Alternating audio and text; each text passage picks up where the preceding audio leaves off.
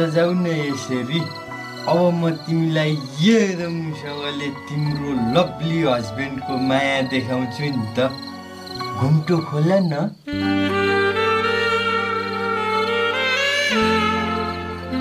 अब ढिलो नगरौँ, घुम्टो खोल।